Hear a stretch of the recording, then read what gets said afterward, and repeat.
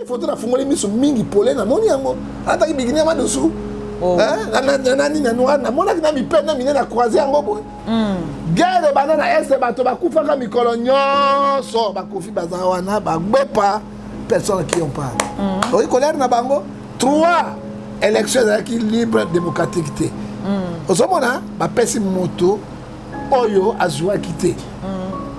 Na ba député ba sénateur ba nommé ba nommé bango moko bana moko ba bana mwasi moko ba bota bana banda combien mais ya biaza na mwasi moko ana bana ba misato nani prophète Denis Lesi siko bana misato bota na tina bana ibali siko bana msoti wana et sanction ya ka musicien même ba pasteur tous sont sanctionnés pasteur Andunda quelque na mona kité ana botole miko na kati ya yo akita yo pasteur Andundu voilà mon sonati qui ekobima nini. Est-ce que l'élection est crédible? Ils sont crédibles. Parce que l'Afrique, le président a organisé l'élection à quoi il y a gagné. Dans la JO, la Cour constitutionnelle, ça dit quoi? Pour Nanga, Fayoulou, n'a pas posé mon bâti à Nabangote. Oh, Fayoulou a Chelsea. Bâti à terre, peut faire aux oies. Voilà, bonjour, bonsoir, chers fidèles téléspectateurs, internautes. Bienvenue sur Tindika Radiabou TV.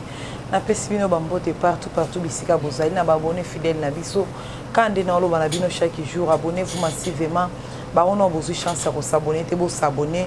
Na obaïba o ba s'abonner, bo sali capture, s'abonner, au check cloche, au sali commentaire na yo. Tindelanga na obako libanga pendant un mois. Donc on peut s'anonga différenté. Donc todo sala bino ka msande to yo kana biso na bino. So bozo s'abonner ngo pe sa biso makasi au sala bino musala ya kokoba ko memela bino ba actualité ya kitoko lelo esengo ya koyambela bino vraiment. Prophète Ngefa Oboyebi azalaka toujours côté à vérité alobela bino vérité donc prophète oya solo oya nzambe do bonzambe la rande na ngambu na ye tozane déjà awa cameraman azo pensa déjà image comme ça to kota na muzindo ali solo ya ngana prophète atalisa bana na nzambe o baza est conscient o bazo yeba te nini ezolekana donc to kota par rapport à actualité maram nini ezolekana monde nazo pese déjà mbote to démarrer liso na biso. Bonjour prophète Ngefa. Moi maman journaliste Nzambe à Pambola yo l'honneur la gloire revient à Dieu. Toki ko balater au sambela parce que Nzambe ne mokonzi. Tata to tiki émission na boko na yo. Kolo sunga biso pesa sagesse science intelligence. To lo boyote pa na yo to tiki Congo démocratique pas sur tout le monde na motarobi ki sabiso te soki yo yete. Tata Nzambe tala bandeko yo bazana kat na diaspora. Batela bango sunga bango lesa bango. On est balé sarabiso, bakunda rabiso, babako rabiso, bafuta rabiso, babako na kolo ezo na kati na bango. Yawe banda na biso pour ceux qui sont na biso, na comme na tata pe na mwana, na molimo santu. Amen. Losako papa. Nzambe aleki bango tout na nguya. Losako papa. Bakosa ka Nzambe te. Losako prophète. Moto asala ki mpiko na misopo na moteme za Nzambe ayebi moto koleka ye moko. Losako papa. Chokoli londe makamo. Voilà, to démarrer dia liso na biso ngana papa na biso Ngefa to sadia na plateau na biso. Donc bozala en direct, bozape zapete, bozala wana abonnez-vous massivement, commentez, tchaba j'aime na bino nde pesa biso makasi lisusu ya kosala biso ma musala ya kosala bino musala kande to yoka na biso na bino to sala bino musala. Prophète Ngefa to zana likambo ezoleka na oyo circuler ndeko na biso musicien o asepelisaka bana mboka Koffi Olomide oyo azalaki na concert na ye munene événement asepelisa nani asepelisa bana mboka asepelisa nde yo asepelisa ngai te amo c'est toi batoni baye baotambola te bayokani te bakabwana moto azoyemba banzembo na ye wana ezanga ntina wana kotisa bimisa kotisa moto wana yo bayasepelisa ngai mais longola bato mosusu quelque part pe moi ba yo ya bango bakolongola bango mo ya biso to Nzambe to kokota kati na ngote parce que Nzambe apekisi biso. Bon voilà, azali na événement ne munene wana ko préparer na yo arena mais événement wana lelo eza annulé depuis lobi ba annula ki yango. Ero yo ka ki pe moi sango wana na part na yo prophète ça la ki ndenge nini pe okelo ba moi nini parce que Koffi na minute ozana danger entre liwa entre bomoi. Parce qu'il y a ça dépensé vraiment. Mais dépensé là, bon ya bango, bon utaka na ba pouvoir ba pesa ka bango. Ça dit quoi maman? Dans la vie. Et là le qui tika ezati. La ninga. Dans la vie deuxièmement. Il ne faut pas être orgueilleux. Il faut être solo na bato. Ba solo l'équipe malade. Ah bon? Oui, 1 Pierre chapitre 5 verset 5 lobby. Dieu résiste aux orgueilleux. qui donne gloire aux hommes. Amos chapitre 3, 7, Dieu ne fait rien sans toutefois répéter sa grâce à un serviteur.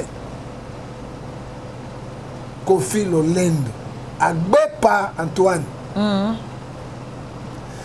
Amoni bikambo ya Werason. Werason, mbutu, basispandra. Ezako la salini, so que moni puku ya zamba, akoti la ndako loba zamba, manganga salini, Eziki. Ko Agbepa Antoine Agbepa Teti. Amoni faire gola. Banile casino.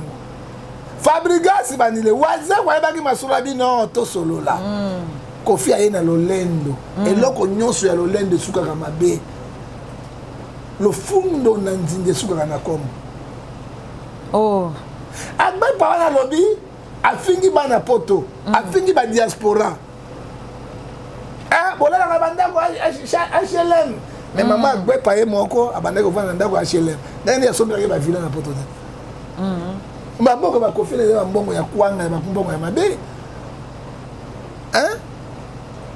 Agbepa ye moko ayembela kiti oyo. Kiti oyo et pourtant ba Congolais bazo kufa na régime ya Kabila. Moto a perdre la comme pas baït. Quand pas de baït, pas de Tshisekedi. Bah on rouler ba peuple congolais et pourtant génocide et na mboka na biso personne qui en parle. Fallait ba Kofi ba Nzembo wana. Mais le orchestre mo pe na kalapé yembela Mobutu ça fait le côté. Mais ba yembela ki Mobutu ça qui est le côté mais suka Mobutu asuka kini. Hein? Mobutu azaki dictateur. Mobutu azaki na démocratie te. O tozo mona ngole lo ezaki ba dictature na Mobutu. Lelo ba yembela bango te. Fati beto ezani. Hein? Rais yone shuna rambo ezani. Ce que différence est que ni Mobutu santo kumwa de rabanga rais shuna rambo. Hein? Fati beto ezani. Qui fanatisme, qui zaléliste. Alors, bana poto aboni non. L'État comme démissionnaire. Charge mboka biso tozwa yango. Et nous sommes les Africains. Tant bazo sala matanga bato bazo kufa mikolo nyonso non pour remettre misikité. Bana raison na bango. Il fallait ba solo là. Kofi, la comparaison n'est pas raison. Akamati likambo ya moi nabika ki fali mais fali azaki appuyé par gouvernement rwandais akendeki na Rwanda hein non le secrétaire général de la francophonie on a qui ministre affaires étrangères il y a Rwanda na Gagame tchaki mbongo gouvernement congolais et tchaki mbongo parce que ceux qui confient avec la musique hein comme c'est na poto elle a négocier na bango Agbepa kamati lolendo nenga beta ka non Agbepa ya bien mutatembe azui yango nenga beta ka bana basi ba danseuse na ye hein ba reflète na Kenya na Tanzanie pona beta mwana mwasi hein azui lolendo wana akanisi yango de Kinshasa nenga na bina Kofi so bato babona mboka na bango boko no beta na boyina na boteka na ingende na basango sute no ninga la poto te abi wana concert à Vina on a concert à Vina mais kepe na Pelengendu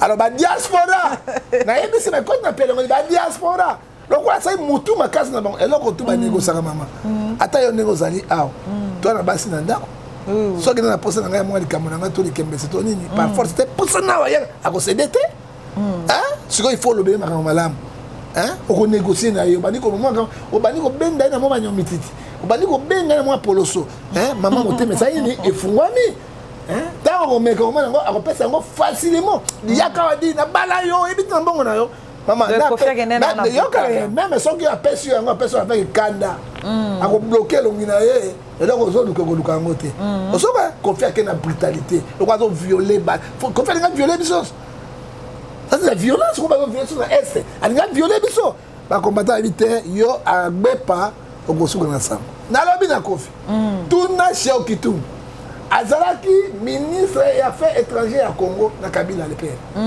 a comme à Londres bazwa kanufi batombola na Fumangani ou azana pota à côté Fumangani na fesse à gauche batombola yawe bu ba combattant atu na papa Kengo Adondo mino ibale balongola ngo ba beta mutuka papa Kengo Adondo mais papa Kengo Adondo motasovaki que Kabila sa troisième mandat la riela Kofi mais abanga obanga pe mutute Kofi mais asuki bona obanga mutute asuki wapi asuki na bosambonu asuki la voix du peuple c'est la voix de Dieu on ba combattant bazali na bato yo bazali na ba professeur bazali na ba ingénieur bazali na ba directeur bazali na bato ya lolenge nyonso mikande ekendeki alandi ndeko na ye mwana na ye wana nani oyo fali pupa mais ntango akendaki na force na bapolisier pari ezikaki alors mondele akolinga so deuxième katambo esalema te sikoyo eloko etikali na bagbepa wana nini mpe akobeta lesu na poto te ozofinga bacommanda c'est fini pour lui il fallait donc musique ekufi libela non musique tokonégocier ngai après 2000 arena wana ngai na kobeta parce que na lancé défi na bacombattant to bazoyoka ngai arena na kobeta na koteya bapesa bainvitation natondisa 2 plus ke Koffi Olomide omona bato bauta ba États-Unis wapi ngefa ye mpona sala idéologie ya nzambe totala nde makambo koleka ozomona parce que natikali na vérité nakotrahi mboka te bakofi agbepa babato batrahi mboka banda kala ozomona akoki kokende na bango na kati ya mosuku te mais mosuku ezwi ye lelo oyo na sukasuka nango nini ezali annulé ça dit quoi prière ya boketu excusez-moi Tchekevale ya Congo prière ya basokoko prière ya bato nyonso bacombattant balongi Koffi na pete na tongo ya mibale agbepa ngai na sui nalingi mpo alingi concert na mpo vino oyo ozala soko obeta concert nango obika te yeba na poto na poto assassiné ezalaka facile boye moto abimi boye pa abeti ya mais epe azali ne prêt mais prêt akosala eloko te mama prêt yango nini banga basala boye bango so na stratégie ya kovanda liboso arena te balingai bafuta bien na bango difforme baye bafuti bien difforme bakoti na kati kasimika mikro premier shot deuxième batumbi wana mobimba epuis bangai kosimba te Koffi na nzoto basali mabe parce que il akendeki na orgueil na 1 Pierre chapitre 5 verset 5 vie ezalaka boye te donc soir ate kobeta eza mpona orgueil orgueil na ye abandi kofinga bacombattant bosalaka nini mpasi ezali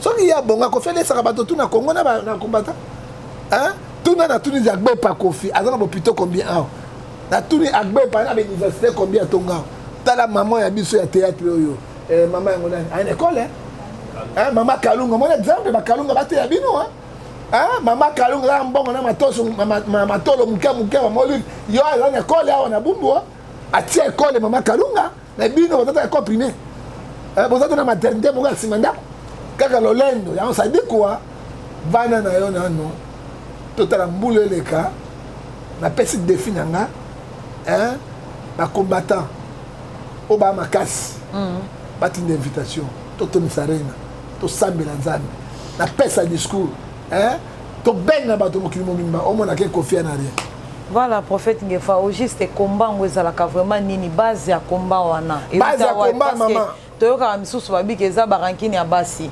misusu balobi eza jalousie mais soki totali pare bango moko bamission baza kuna babetaka na bajonga mais bamission na biso ya awa soki baki kobeta kuna o te bino bolobela mboka te boyeboye bato bazokufa na este boyeboye base nango ezalaka manini naloba base yo banda kala l'état azali démissionnaire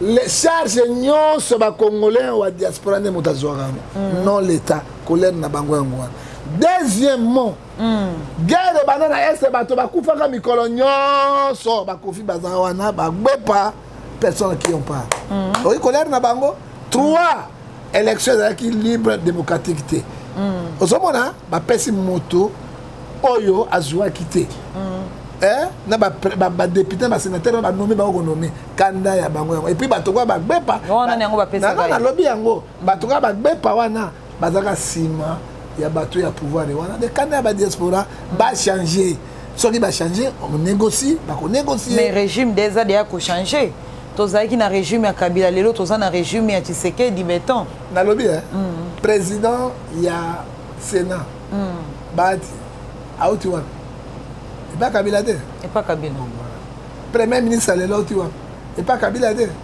epa Kabila siko eloko ne échange wana baministre combien ya Kabila baya bakontinue eloko ne échange non continue eloko te bayebi biloko bakore bango basinyaki yango monaki ete dernier katome na biso ozalaki na seni babimisa moto bazwa enseignement crédible okata makambo na solo mpona biloko ya poloso eleka te alors basali kaka même système ya Kabila alors bakoyeba na bakombata te ezali sanction eyaka musicien te même bapasteur tous sont sanctionnés pasteur Andundu akaki kuna bamonaki te akana kobotole mikolo na kati ya oyo akita yo pasteur Andundu wala mosunga te omona ni basaka na Belgique aussi omona ke wala mosunga osanga masaka na Belgique te ça dit quoi bango nyonso émission moko nasalaki babenga bakomata bibo bosanction napesaki ka ordre na innocent kobeta na poto ozomona ndenge tozali awa ngefa mpe kotia na poto parce que natunaki bango bosanctionne bamusicien bosina bapasteur to me ngai nakwe yaka tokoyamba yo arena oyo kofi azolela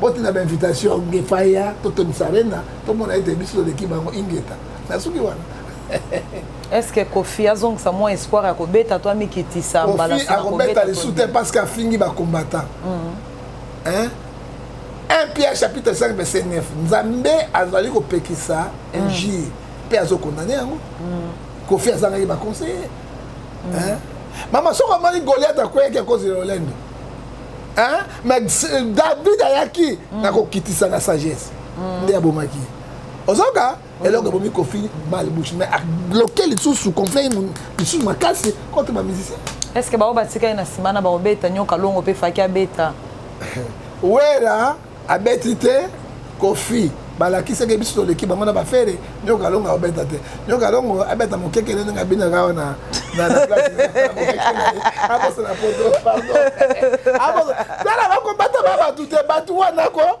bino boyi bakombata te batu na basakanaka na bango te batu wana basakanaka na bango te batu wana batiaka mpe défi na bango te bosolola na banégociation oyo bakosaki Kofi biso nde bavrai combattant awa tokosécurité basuki wapi basuki na mopoto na moboleya esuka nango ezali nini posiposi posiposi nde nini susu mayeri wana se bazali posiposi suki na posiposi voilà na profite mpe napesa mbote na rifin kisombe vie na ngai ya bogar na kati ya Londres donc poche magique vie na ngai chômeur mais ana poche magique bambote na yo ya trop prophète ngefa tokota na likambo ya sœur Marie Misambo oyo epesi vraiment pasi makasi na bandeko na famille même na famille na ye moko ya sœur Marie même na bandeko mususu ba otali kaka ke muto asi akendane ya kufa kala mais kota likambo oyo nani l'homme de pétage auta ko bimisa ke sœur Marie azana bana misato ya bota na pasteur moko banda na roboti na 7e rue yo kaki yango mona ki yango ndeni est-ce que za malamu muto asi akenda pe kala mama na une introduction na yo l'homme de pétage pétage il le baka pétage ça dit quoi il bande de mabe un homme de Dieu alors quand on a combo il y a humiliation tu ça dit quoi égaré yami balé maman otika likamwa Marie Misambo pauvre akufa kende na bondeli bino na bolingo na Nzambe ezala bino na tata wana botika na bino tata ni Denis Lesiko botika ezopesa loku oui nous sommes des Africains tu peux ça respect na maman mais Marie Misambo quand même tu reconnaître Moussala Marie Misambo ça na Congo oui ozo juger pour nani Romains 14 verset 80 qui tu de juger mon serviteur si tu es debout si tombe c'est là le gars son maître qui a le droit de le affermir mais Denis Lesiko n'a juger Marie Misambo mais Romains 3:10 dit personne n'est juste devant Dieu Denis c'est normal ada pena possible Sobito la na beaucoup to kota c'est plus que Marie Misambo botika moto ya kufa na bino ba journaliste ko botika mituna wana que son âme repose en paix ezali malamu te Marie Misambo même abota qui dit femme nan disons fort nan abota que Marie Misambo est femme libre après avoir aussi dans mobile na femme libre elle n'était pas femme mariée azali femme libre c'est que quoi tant que la qui va mibali il dit comme liboma ngotu wapi liboma ngotu wapi nga avec le corps de Christ na ko défendre yango pe ezo pesa biso soni na pasi bon et puis famille Marie Misambo famille mo bitula Nandeni mais il faut que la justice il commence comme Marie Misambo ozo mona ke ozo même sa réputation il y a pauvre ya bato akufa kende azo la enlèvement église est-ce que c'est malamu tout le monde va me sous beaucoup de ce sont des vies privées à bateau quand on au fond pourquoi bango moko bana moko babala mwasi moko babota bana dibanda combien mais ya biaza na mwasi moko ana bana kaso misato nani prophète Denis Lesse siko bana misato aboti na tina bana mibale siko bana msoti wana na tino mutu ayi msusu wana fanda na bango bana na eke dokta bango mama tika to vanda to kote na polémique to miye bani mingi oyoki babota ka bana babomba libanda ibele basi bango ba yibaka te parce que ce sont les gens qui ont l'argent hein maman ozomona to tika biloko wana Abia za musali na Nzambe akoki ko bomba likambo wana te batan ebele asi abombi yango mingi. Ya zanani il est juge. Qui ya zanani pas juger makambo baba. Lui il est qui? Hein? Aya musali na Nzambe aluka bomoyi na ye. Hein? Mais musali na Nzambe akota en prison. Ndenge akota ye musali na Nzambe, ndenge akota na kata ndolo. Mais c'est ça le problème? Hein? Ya za musali na Nzambe. Ya akosala makambo. Bakosela ka ezara yete. Akota ndolo te.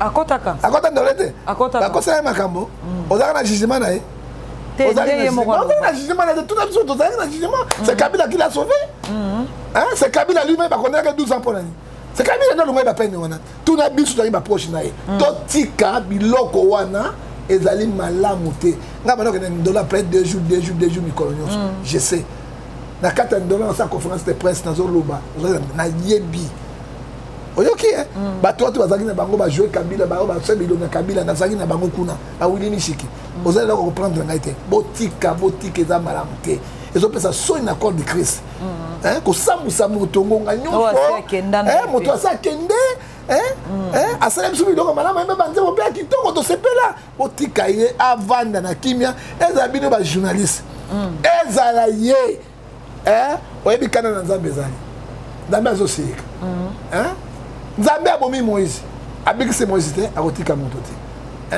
qu'est-ce que son âme répond son père criminel Marie Misambo asali criminel Marie Misambo asali et famille ya Marie Misambo eza wapi famille moko ekufa epola famille ya nini babozo babu bozomona makambo ndenge bovandi kimia soni ezosalema mabe ezoleka azali milie esika avandi wana donc la respect de mort teve na bino mabe bozoluka babesi ya ndenge ya mabe oyebi Hébreux 12 verset 6 elobi fimbo esalemi na bana ya zoba kobeta bango na kati na soko na bango c'est la parole de Dieu Nzambe akobeta bino oyo botai Marie Misambo mboka ezokufa bolobebaka mboka ese bazoviole bino mikolo nyonso Nzambe asala les femmes bazoviole bino bazokata bato bakingo mikolo na este olobela yango la Rwandais entre comme il veut bakoti babimi na territoire na biso na beni tozala babinini bolobela yango okoma kuna nyonso ala oni Marie Misambo akosala asali po azali humilié boye ofutie monnaie de singe que ce homme répète son père Denis esatika biloko wana ezali malamu te po bato ebele bazobomba makambo asali ebele bakobimisa oyo asala ebele ya mabe baza na yango na bakobimisa yango batika ezali bien te yo ye mosali na Nzambe aye kobimisa yango mais oyo asala asala répétance te point jour abimaki na prison nazalaki na ye ngai boyanga lekansi ngai boye président asenga ya peuple congo tout pardon atangai pardon pourquoi asengai pardon a reconnaître loko asalaki mais botika pauvre Marie Misambo ngai moto to bakama Marie Misambo nakotelemela ye na suka ebiso continue banga na koposer plainte na mpona Marie Misambo parce que nazali homme de Dieu nazali défendre le corps de Christ mais ndeko na biso moko sere na biso malgré akufi akoki kosambwaka mikolo nyonso kwa kaleso mwana moke te ce n'est pas bon. Voilà, prophète Ngefa tokota na question na biso mosusu tobongisaki par rapport ya ex-femme ya frère Mike Kalamba yo lelo komi pasteur makambo elekanaki na aéroport par rapport ya ba test ya corona na makambo yo lisusu tochomona na ba internet ndenge atikalaki na kaleso ya pamba na soutien atake mama ya bana oya musali ya Nzambe lelo biso toyebi bato ebele na ta makambo wana ebimaki bakondanaki pasteur Mike Kalamba ki azama be azonyokola ye me kotala ba acte oyo mwasi akomi proposer na internet par rapport na yo pe musali ya Nzambe conseil nini opesa na mwana na bino pe na mwasi na bino te déborder parce que azam mwana ya pasteur maman na papa na ba benga ibate ya moi ça comme la sala nzoto na ibate ce n'est pas bon ce n'est pas bon hein bino kondana Mike Kalambai tu kondana qui hein Alexis Bizali na lokola Hébreu 4:3 abimo c'est polele une femme qui se respecte une fille de pasteur akoki kotika bigini na ye na caleçon te na maman na papa na bandeko mibali bazomona nzoto na ye mobimba ce n'est pas catholique ce n'est pas catholique c'est la confusion totale hein donc continue Galates 5 verset 19 aza condamné pas Nzambe pe aza condamné pe na moki ozomona mais to kota na kambo ya bango wana eza ba vie privée na bango to kota na kati pe na vie privée na bango na bozindo te parce que ezali malamu atambola moko te motako manipuler biloko oyo ye moko kuta na Nzambe ta réponse na pesa mais toyokaki susu ye moko alobi ke moto aza na besoin na ye oyo azolukai mpo na libala acontacte papa ne Denis Lese alobi ke aza te ke bayebani kaka lelo mais aza papa na ye parce que baza camarade na papa ya Peniel depuis kala depuis bomwana moto aza na besoin ya Peniel acontacte papa na aza viva kufide ya kota ngona pona ni ozomana anormal ozomana ke makamoko bana mike abiso alata e caleçon bongo eza po olinga banda koteka ba caleçon eza sexy caleçon il faut la tango sexy pourquoi moto na Nzambe ko défendre biloko ya mabebo ya impudicité au Bible ezoboya oh hein Malaki chapitre 3 verset 18 vous verrez la différence c'est que ça de ce qui ne sert pas ako ça biloko ndenge na ngai eza son OK maman na ngai eza son et puis nzoto ya mwasi bateka ngo bakwango bafungoli te ah bon hein oyi mokile bebi si des années en plein si des vandi et pas comme ça ba critère il faut la boza yo mona ta mwasi yango ta mindele yango hein ba sala ka biloko ndenge nous sommes les Africains toi batu ya soni. Est-ce que papa peut montrer une photo en notant? Na mona une photo na fungoli miso mingi polé na moni yango ata ki bigini ma dessous hein na nini na noir na mona ki na mi peine na mine na croiser yango boy et malamu te est-ce que vous connaissez le Mike Kalambai yango na me afanda e mambo ala kisi bizaleli na ye omoni yango hein balobi Matthieu 7 verset 16 vous le reconnaîtrez par leurs fruits omoni misala na bango alors moi c'est ndenge ko tena ndako pona ni Proverbe 14 verset 1 une femme sage bâtit sa maison une femme insensée se disperse de ses propres mains moi si ya boy donc yo ke musala ba voisin ba bana bete ba fumangani alors bete ma kembe simana yo elle est capable de tout avec l'argent à concéder alors sortez-moi signe hein Proverbe 19 verset 14 on peut hériter les biens du père et des mères une femme intelligente fait donner internet est-ce que moi si elle donne internet en hein ou bien moi sur au Panza Jean 10 le voleur vient pour dérober par gauche pour détruire moi il regarde détruire Marc mais Mike avec la sagesse a mis détruire moko na mayele malsaine. Voilà, merci beaucoup prophète Ngefa to comme okende vraiment na suka moi question ya suka tozokota na moi mukila marambo ezolekana na politique na marambo ezolekana seni na biso par rapport na yo pe prophète par rapport na yo pe mbiaka o ezolekana seni est-ce que za malamu est-ce que lelo papa na biso Félix Tshisekedi a oleka sous na deuxième mandat na ye to ekozala arrêter yo bana kala kadima kokota wana kadima zani azaka saye non hein mais président de la République azani kasaye ba juge ya cour constitutionnel bazani ba kasaye et zalakate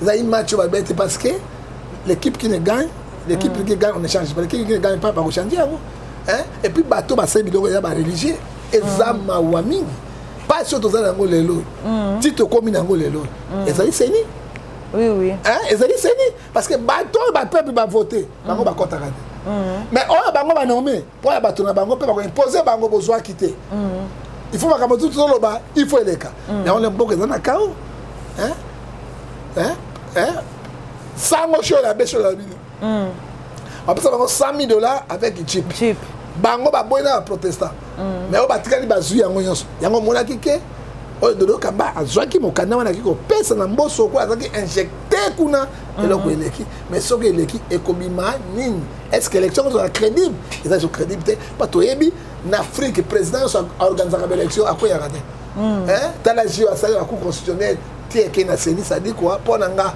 ba fayulu na opposant musu batia na bango te oh fayulu a chali batia te pe fallait ozwa hein oh tata yoki komona ni kadima comment baluba ah mais voilà kadima déjà kadima quand nga za tata tukabishi na longwa azonga ngefa hein ozomona c'est fini ça dit quoi mboka ikongo za na botage mikolo yonso bo pona ba individualité hein Philippiens chapitre 2, verset 19, ce sont les gens qui cherchent leur propre intérêt, non l'intérêt de Dieu. Peuple, ils ont souffert. Et ben, on a bisengo. Oui, oui. Il y a des députés, 20 000 de Yassika, il y a 85 000, 20 000 $ de corruption. Mais peuple, ils ont foutu à Bango. Mais président, la qui a vu soit qui n'a pouvoir na Est Bitumbe aussi là. Et si? Ba policier ba uzamutuna mutozwa jeep na Est. Siko na be sili et sungando. On m'a dit que qui ba Rwanda ba longo kuna ba koti na mboka na soka côté ya Beni. Et puis bien on pas bomber la population te. Ba ibango ba sima na bango. Bitulo ya biso ba fadese na kisasa ko mona kaka ba police. Ba kende kuna. Ba kende kuna. Alors, situation comme ça, plus pire. Par rapport à l'état de siège, comme ça, plus pire, il y a collègue. Est-ce que vous avez bien un les cas d'élection, vous avez bataille, c'est pas faute. Parti Montréal, c'est pas faute. Ba faute raté, mais ça dit ba faute. Non, ba faute parce que bitumbe zali na zone voilà. Mais le commune ça dit quoi? Hein? Match sur ba c'est amo ekene. Mais ba yeba. Force est dans la population. OK? Population de Tchaka président, peut le moula ba. C'est la population est l'ennemi, bah vous allez soutenir. Parce que n'engali zoke na ngona kaona passé, na mawa, na zala, na vie sociale les athées, et puis bah va pas des mata. Ce sont les gens qui n'ont pas l'amour, bah tu vas kufa mikolo nyonso, hôpital les alakate, maya kure alakate, et puis bango bazali wana ba peso bango deuxième mandat ba pesa yango ya kolala to pena ba to ba miso pongi. Alors ndenge ba cheka dima match sili faut aller la tika na go cheka candidature parce que mais peuple na kanda mingi ya koleka. Mais tu eba na 2023 ande Kabila mtozonga la ebonga na e. Kabila kozonga mi fale kana élection mais Tshisekedi na beti bango petele bango. Et là on Tshisekedi ase bango ni. Na Kabila na peuple ase bango ni. Akena bango posi. Oh. Posi. Mikolo ka posi. Si pe mobule ko bima ya munene ko bima. Et puis tout s'attendre on zamba la senga makila mingi sopa na Congo. Quand on a joué la pouvoir. Hein? Parce que maintenant c'est à total, je te dis, hein, physiquement et spirituellement. Si papa na biso prophète Ngefasko pona guerre wana ya este parce que na kolanda net olanda ki bango moko batu baza na pouvoir babi ke guerre na este ça lisuté. Guerre c'est sili qui met c'est koti état de siège ça kuna mamio se comme. Mais là on a sur le beaucoup de journalistes. Quand tu me poses de telles questions, on va disqualifier yo. On dit guerre c'est na este. Yo mon internet. Les satellites les gens meurent chaque jour. Hein? Mikolonions sont dans Bassala. Hein? Pays où les alliés badjadis sont dans Katabakutoba King, aux hommes Mikolotou. Bassi va Katabama belle Mikolonions sont.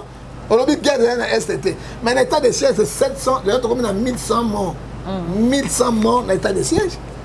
Hein? Elles ont reçu ma casse. Bon, guerre de Syrie, mais Barandé, Barandé, Barandé, Barandé, Barandé, dans le village où on a mis sur Internet. Bah, il y a une émission là-bas. Et puis, guerre wana est, et aussi la tête parce qu'il y a 220 groupes de rébellion, bah continuer bango bazali awa. Quand on va parler maintenant, oyo bazo ko commanditer bango, ko suma ba tenir na biloko nyonso. Ezali guerre moko politique. Ndele ba koti kuna ba pied ba kata Congo. Ennemi congolais za biso moko. Pe ozo ba guerre de sina est, qui met en est. Bato bazo na pouvoir ndi ba lobby yango ba bi ke guerre ezali. Bato a pouvoir ba koloba bango ba kondimate parce que bazali ba compétent. Ils n'ont rien fait. Hein? Dans la moto, il y a une guerre à Richo, de Bukavu à Oti, à Kimi, à catastrophe. Catastrophe, il y a tiré les akuna. Hein? Hein? Na mona teke mundele bazune zete. Bache bote batombo na fumangane buna muno. Mundele baganga au génocide. Kaka na RDC na RDC des osale ma mikolonions et mundele la personne qui ont pas. Hein? Personne qui ont pas. Na moni buganda bazuba ni bali baboyi bango ebele bakate bango bafumangani na bango balami na nzungu bazolia bafumangani na bango fumangani ni bali bazolia yango c'est toujours awa cannibalisme ezaka na est et personne qui en parle hein mais ça comme ça va au gars dans la est qui met dans la est yo pas je sais que na est kuna kena na ben na kati kuna so gozo hein so gozo kena na sikuna so gozo nga hein on ça dit quoi politique est le kuta bango bazana régime bakala kuta ba se défendre mais réalité za yango te mindele ba yebi ba vérité na ba tout donc on a ba Monisco mais ils ba trahison ba se ba traite na kata boka so ba congolais oui yango ba guerre moi ici là et aussi là exact voilà to comme vraiment na suka émission na biso moi ke motuna na biso ya suka par rapport ya makambo yo ezolekana ezosala peuple congolais pasi o ya ram lelo makambo ya ram wana ezo silate bakonzi na biso bazo arrêter te lelo komi ata mutu moko alinga tia mwa unité ne mama moko ya mukolo azana na bozuité mbongo ezate mais otia mwa crédit mukebo erame kati par rapport à maman là on a zo bisayo là mais na Brazzaville te là mais na Poto te l'état a ko yiba peuple te peuple l'état comme ko détruit peuple bazana rien tina moko l'état on est ça les hein là mais ali escroquerie moko na niveau ya sommet de l'état est-ce que là mais les taxes hein mbongo ya ramo ebimaka wana ekena na poche na wapi et ça la kamisala ni comment beaucoup bimisa loko moko pona ko nyoko la population ali akata un franc na binoté et puis dans le sommet de l'état ba bengi ministre comme tamo la président partout pourquoi ba protéger kai ba miyebi et bah ça motion de défiance et puis tout me bimi kuna parler ba boy kolongola ça dit quoi ba député corrompu toko tekela na bango bo kabanyo ko la bato et puis ba potakata mo beko moko pour la population te bazo zo ba type ba mais c'est ça pona bango mo pona bango mo intérêt personnel pona ba intérêt personnel wa puis ba peuple congolais pas se retrouver là yango moni conclusion akina pe ba yumate ba so ba crédit suka nango ezani la société ne go kwea oui parce que ba so ma ba crédit et ba hotel te ka ba mega hein banga mega mega habité bino boboto ba unité botika so da mega to vivre et suka nango e ko kwea hein tala mayele ya poloso ya pelengendo ya moweya oyo bakonzi bazomema biso ngotobobo ko souffrir peuple congolais mama pesa nga losako papa na salaire ko na botama congolais il fallait na botama pygmée na kati ya Brésil oyo otamona mutakala 100 bilamba fumangani polele ke na botala congolais losako papa mawa na Congo nani akobikisa Congo ezanga kanzana vraiment voilà to comme vraiment na suka émission na biso prophète des femmes bambote na quelques personnes na pesa mbote to sim makamba Congo ezanga passe na motema so na pesa mbote so na pesa na sala émission mongo na lobby hein jo mongo parisien za ki awa makamba na solo bazolela ayi ko vivre yango boye non mais ngana yebi guerre rwandaise ala ngana utakuna oyoki mama azali mukwege arepare bafumangani ya ndenge ya bana yo mwana ya 6 mois yo na nzambe na lola ozo abize na mwana ya 6 mois on peut tata mukolo pozwa moi peut en dessous 2 personnes na mwana 6 mois 3 tata na mwana moko est-ce que c'est normal et personne qui en parle ma chère ngana mona ngwa live yo mona ngona live yo zingolo pour toucher yo te ndame apambola ko yo ata 50 bato ba mesia moko oyebi proverbe 24 verset 20 lobi le bonheur n'est jamais dans les maisons des méchants écoute la terre yo zalatim ata ba abi bango ba gangi mémoral na bango esos et travail na bango so na kamisi makamba Kongo na passe yo na kopesa moto mbote na pesa mikumbe pa ya Yesu Yesu yo pesa biso Congo contrôle ya Congo pona tonyo kwama babo makabiso na richesse na biso Mobutu ala mukase kwa azwa Congo ba Rwanda na Burundi ba kobanga tango Mobutu na pouvoir ba mekaki biso hein tala infiltration de Kabila ayeli biso ba Rwanda ba Burundi ba Uganda tala conséquence tolo la Mobutu toti anzambe ok to say kaisa na barabas bon moi ni reto sala au moins il y a rien de tout ça là les autres ont subir yango nous sommes humiliés partout dans le monde à cause de bateau ba yabi ya to sangi valeur oh to yebi ne bandeli na bango na suka na bango te pezali mawa pasi minyokoli na ko pesa moto mbote te ozomona moto azo vivre mbakati elibele moko Jésus Christ l'homme de Galilée soda mona mwasi akitoko kola yote ba Rwanda na solo akoya meri libela mwasi boite akati na mino quelle méchanceté oui. quelle méchanceté mosu ba bize na boite ba sisi ba juba nzete ba koti si batiki mwana bébé moko ba violer pe bébé yango quelle méchanceté mais yo banga pesa mbote Après ça mbote na ngai na ba criminel. Je peux pas donner mbote na ba criminel. Hein? Ezali mama na pesa na Yesu masia mais ni kumba ya Congo to kabeli na yo parce que motango yo ke na biso mama sunga biso za Congo. To kanisaki Kabila qui régime monsieur ye quand même to kimia to za bien collègue c'est plus que Kabila. Que ferons-nous? Point de dérogation. Mosquée, ngula koti na mosquée. Nani akosimba ye imam ya kimi. Misama kimi. Muta simbe zate. Ate so simbi ngulu comme impurité. Hein? Ezali ngai na yo John ke fato nga ngulu oto bibi beko na bango te. Oui oui.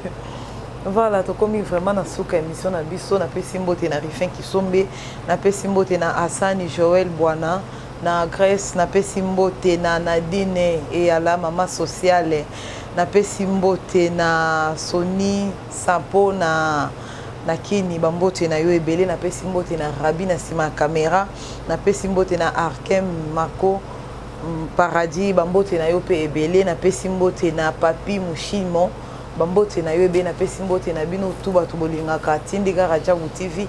Abonnez-vous massivement, bo s'abonner, bo tia ba commenter, ba j'aime na bino yango nde pesa biso makasi ya osela bino musala.